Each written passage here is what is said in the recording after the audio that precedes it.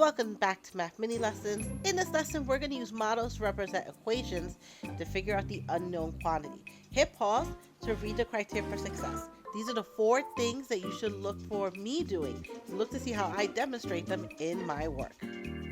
A student has 38 cupcakes in a box. There are 12 cupcakes with chocolate, 19 cupcakes with vanilla frosting, and the remaining cupcakes S have strawberry. What is the value of S? Well, so what kind of model would this be? Just gonna draw it out here for a minute. I notice that this is all about cupcakes. So I know I have 38 cupcakes. This must be my whole. And the 19 represents a part, the vanilla part, and the 12 represents the chocolate, and the S represents the strawberry. So I can represent this in this way. Here's my 38. Here's 12. And here's 19, the 2 parts we know. And here's a part I don't know. And my role is to figure out the value of the part that we don't know right here. So what I'm going to do is I know I'm going to add these 2 up together and take it out, subtract it from 38. So look at how I represent this. And that's going to be my unknown. Now that sounds different than what it looks like, right? Where I said I'm going to add these up first, but notice how they're not first in my problem. That's okay, because when I put a parentheses around this part, which means I'm going to do this part first. So I could do 12 plus 19, and that equals 31. And now that I know that this part over here is 31, I could rewrite this as 38 minus 31 is 7. So I know S is equal to 7 strawberry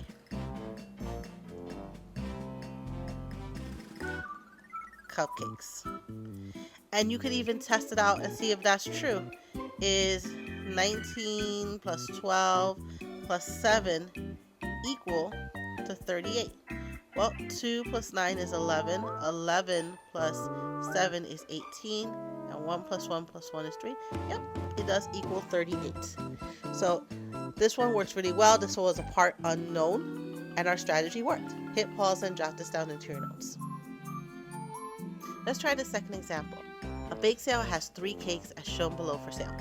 Each cake was cut into 6 slices. Each slice was sold for $5. What was the total amount earned for all the cakes? So in this case, my part unknown is the total, the whole piece. Alright, let's see how I model through this one. So I know each cake, and I like doing visualizing. So I know each cake is cut into 6 pieces. So I can imagine cutting this cake into 6 pieces. 1, 2, 3, 4, 5, 6. And I would do that to all the cakes.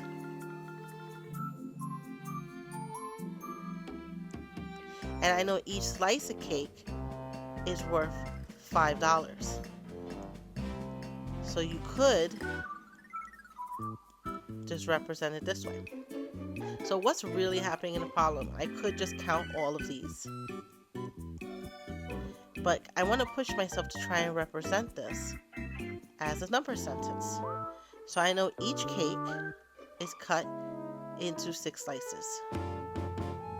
So 3 cakes, and each cake is cut into 6 slices. So I know I have that part. And each slice is sold for $5. And I want to know what the total is, and that's my unknown. So we'll do it piece by piece. 6 times 3 gives us 18 pieces. And now in each piece of cake, all 18 pieces times 5 is going to give us an, I'm going to actually just put the answer here instead of just showing all the multiplication. 18 times 5 gives us $90. The bakery would earn $90. But you see how my visual really helped me? It helped me see how I was cutting up all the cakes. All 3 cakes were cut into 6 pieces. And then each piece had $5, and I can represent that like this. 6 times 3, and then times 5. Alright, so let's hit pause and also jot this down into your notes. Okay, here's the first one for you to try on your own. Carmen saved 592 pennies. Her her sister saved 128 pennies. Together they put 250 pennies wrappers and took them to the bank. What is the total number of pennies rounded to the nearest hundred Carmen and her sister have left? Ooh, so this one has a little bit of a twist to it. Hit pause, work it out, and choose an answer, and I'll show you my solution and a possible way to work through the problem in a second. Alright, let's reveal the answer in 3, 2, 1. 500 is the answer I've come up with. So if you have the same answer, you can stop the video and go to the next section, the next guided practice. If you have something different, stay here, so I'll show you my process for this. First, in terms of looking through the problem, I've highlighted these important parts, and I created this model to show the 592, Carmen's part, and her sister's part. And then also thinking out of that total, there's 250 they take out, what is left. So I represented that as a number sentence that looks like this. I'm going to do the adding first and then take away the 250. That gave me 470 in the end, so I know that's what I had, but I have to also add this. That's not my final answer. I needed to find that number rounded to the nearest hundredth, so I rounded 470 to up to 500 because there was a 7 there, and that's why I chose my answer B, 500. Now, some kids have asked, could they have gotten the same answer if they had rounded differently? So for example, if you had rounded from the very beginning and gotten 600 plus round 128 down to 100, that would have given you 700. And 700 minus 250, well, that would have given you 450, and then you would have had to round the 450 up to 500. So that's another way that could have worked if you had rounded from the very beginning, but I want to make sure you can see both.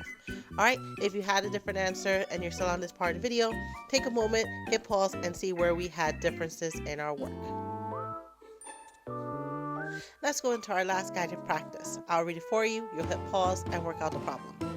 Last weekend, Sanjay watched 3 television shows that were 30 minutes long. He also watched 1 movie on television that was 90 minutes long. What is the number of minutes Sanjay watched the television last week? Alright, hit pause and work through the problem. And we'll do the reveal in 3, 2, 1. And the answer is D, 180 minutes. If you got that, you can stop the video here. If you didn't, I'll show you how one possible way to work through the problem that I got the solution 180. Okay, so this one has a total unknown. We're talking about all different types of shows, and we know that 3 of the shows were 30 minutes long, and the movie was 90 minutes. We're looking for the total number of minutes, so total unknown. So we can have 2 different plans here. One plan is we could just add all 4 parts to get to 180. Or I could see people also recognizing that these are 3 groups of 30 and just do 30 times 3 plus 90, and that will also give you 180. 30 times 3 would have given you 90, and 90 plus 90 would be 180. And that's how we have our final solution. I hope you found this really helpful. Continue getting practice and getting feedback from others around you, and try to keep your work as organized as possible so that, one, you can follow it, and you can also use it to communicate with others and they can follow along with your work. That's it for today's video, and I will see you in the next one. Bye!